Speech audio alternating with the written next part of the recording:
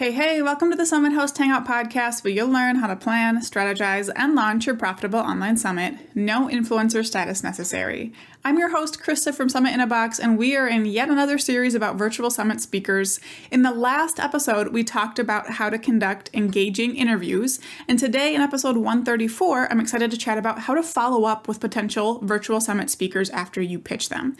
So we're going to cover whether you should follow up at all, when to do it and how many times, and a couple of my favorite follow-up strategies that don't feel super gross and pushy. Before we dive in, I want to invite you to my free masterclass covering my 3-part framework to triple your monthly revenue with a virtual summit while building your list for free. In this class, we cover the secret to creating a plan you can actually follow to make your summit happen, even if your business is already too busy, how to host a profitable event and land expert speakers without a huge audience of your own, and how to use the 3-part profitable summit system to triple your monthly revenue and the size of your email list. You can join that class at summithosthangout.com/class. So let's start by talking about if you should even follow up with your speakers. So let's say you send the pitch email, you don't hear back. Should you email them again? What should you do? Should you just leave them alone and assume they're not interested? I don't know how many of you are like this, but I hate following up with people. The feeling that I'm pressuring or pestering someone is too much for me to handle. So like all of the other strategies I teach, this is going to be a pretty gentle, feel-good approach. You're not going to see me sending threatening emails about how much they're going to miss out on by not participating, or that I'll go to the next person in line or anything like that. Gross. There's no reason to be like that. And yes, that has happened to me before. So that's why I even bring it up. I wish it wasn't even a thing.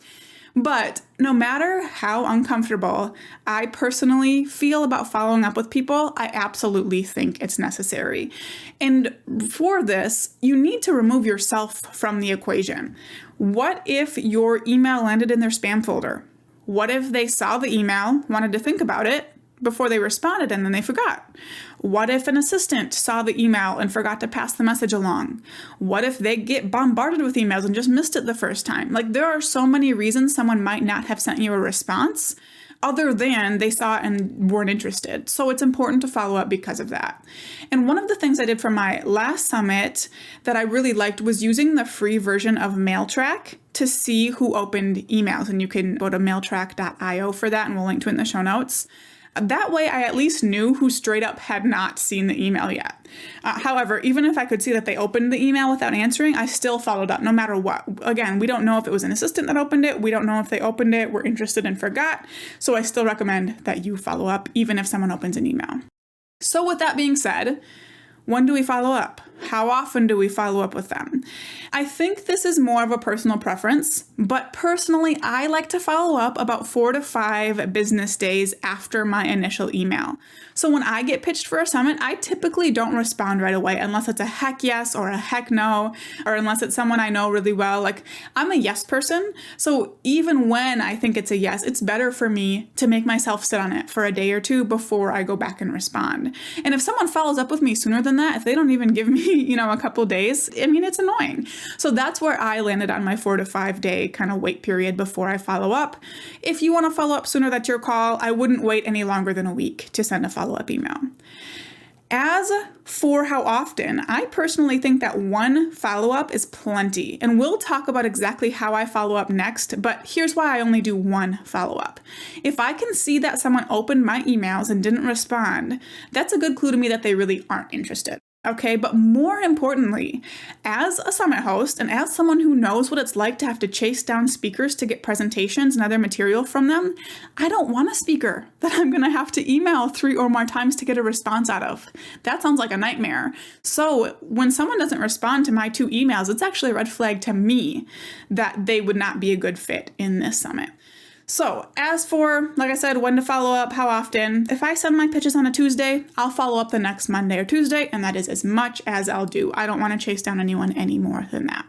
Next, let's move into how to follow up with speakers. Again, this strategy stems from me not liking to be pushy about things. I never want someone to feel like I'm pressuring them.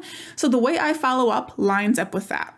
When I send my follow-ups, I send both an email and an Instagram voice message, just because, my people tend to be on Instagram. So the email is more of a formal follow-up that makes sense to include that. And then on the other hand, the voice message on Instagram is a more personal touch, and people almost always respond well, whether or not they're agreeing. They respond well when they have that extra connection that comes from hearing your voice.